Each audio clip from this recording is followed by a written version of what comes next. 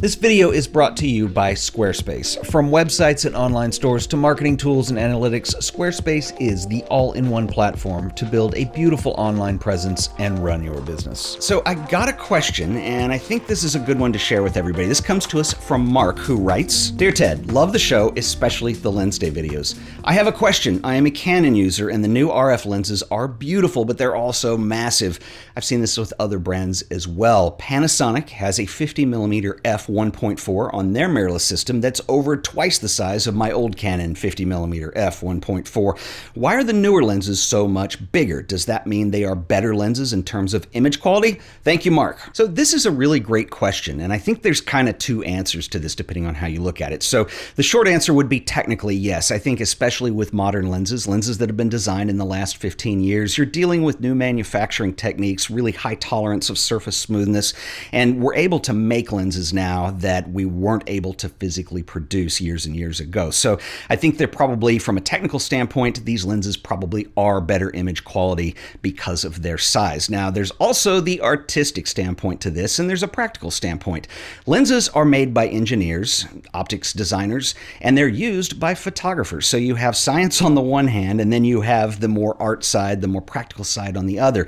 And I think that it depends on what you're doing, and this is the short answer, and I'm going to explain it a little further. But like, let's say you're a street photographer and you want to kind of melt into the background and be very stealth in the way you shoot. I think using a really large lens, I think you could argue that's going to prohibit you from getting your best images. But let's break this down a little further. I also want to note that this is the internet, and the way it works is when you get into forums and comments and discussions with people, there's a lot of people who are photographers who think they know a lot about optics because of the opinions that they've got. They're not actually optics designers, they're photographers. And so what you find is that most people's opinions are hard facts. That's just the way people operate. There are technical things, however, that you can measure with optics. These are things like sharpness or resolution, if you look at an MTF chart.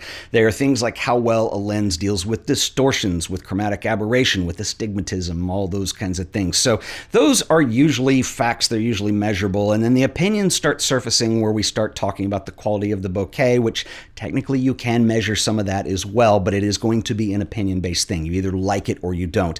And then you get into the magical qualities like the glow and stuff like that. And those are things that really aren't measured. And so just know that going into this discussion that you're going to see a lot of conflicting opinions. What really matters in the end is what draws enjoyment from you and what you enjoy using and what works for you the best. So what goes inside of a lens that would impact its size? Well, there are two things. First of all, you have the optics in the lens. They come in what we call elements. Some of them are grouped together. We also have the autofocus mechanism. Now, of course, not all lenses have autofocus, including modern lenses, and I'm going to leave that out of this discussion. That can be a factor in size, though, especially when you've got bigger elements that an autofocus motor has to drive. This could have an impact on the way the autofocus is designed, but I'm just going to talk about this purely from an optical standpoint. So why do we have multiple optics inside a lens? Well, the reason that we do is because each optic that is added into a lens design is trying to have an overall impact and correct some kind of imperfection in the overall light source as it touches the sensor or the film plane. And it also has an effect on how it comes into the sensor or the film plane. So that is why we design lenses in groups of optics. They all exist for a specific reason. Now, there is a catch-22 here in that the more optics or the more glass that you have inside a lens, the more it would probably degrade the actual light that's coming in because you just have more elements to pass through. It's just more resistance. What are we trying to correct? Well, they're things that are going to impact the final image. So first of all, there's two types of chromatic aberration that you're trying to fix. There's things like coma, astigmatism, field curvature, distortion, so on and so forth. So there's a lot that happens within that circle of light that comes through the lens that is being corrected by using those elements. And of course, as I mentioned, lens design has changed dramatically, I think, in the last 15 years, not only in terms of what we're able to design, but how we're able to actually manufacture it. And I talked about surface tolerance. We also have unusual shapes of spherical elements that don't exist in nature. I think every company kind of has their own name for these, but I think a great example would be what Sony calls their XA elements or extreme aspherical elements. They're very hard to produce. They're very costly, and they can be different sizes, and so it might add to the size of the lens. It's definitely going to add to the price of the lens. So all this certainly sounds very fancy, but I want to get into some specific examples and compare some lenses for you and show you some images.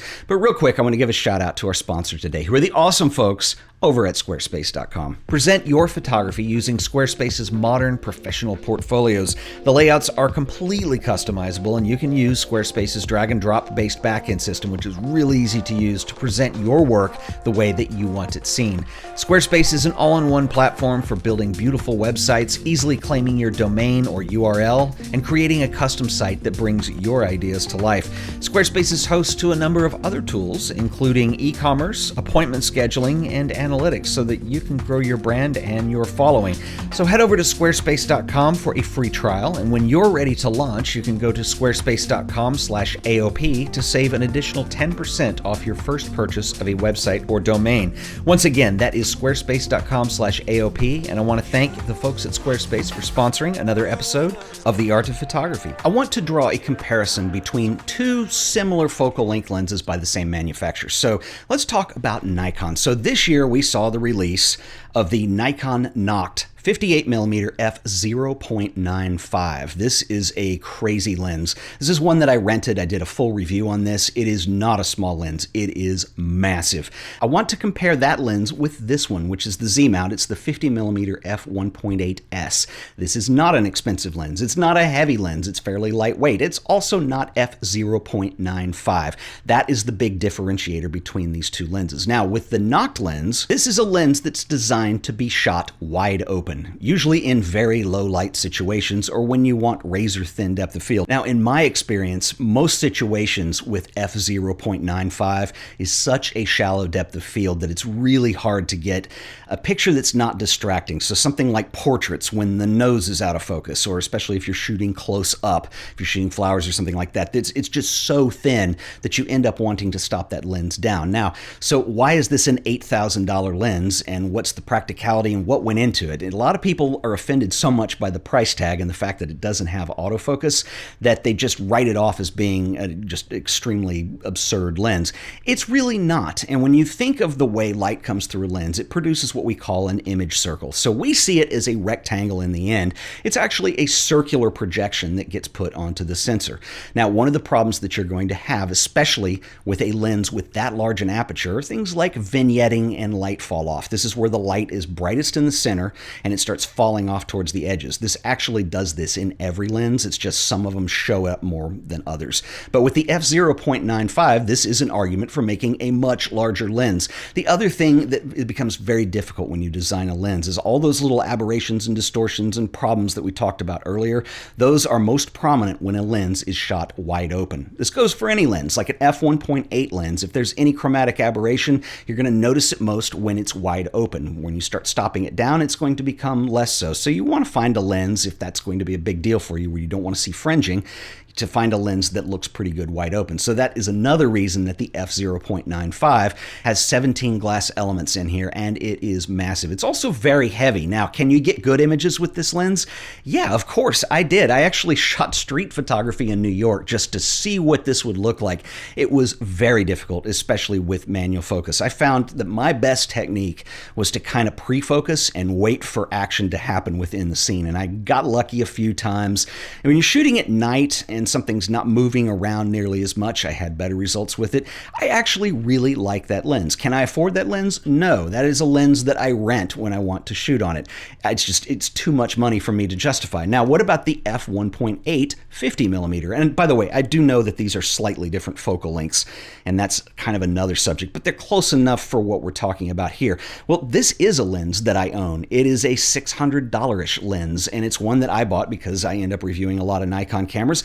I actually love the look of this lens. This lens also has had some criticism because, well, up until most recently when Nikon announced a 50mm f1.2, for a lot of people, they didn't feel like f1.8 was a quote-unquote pro-level lens.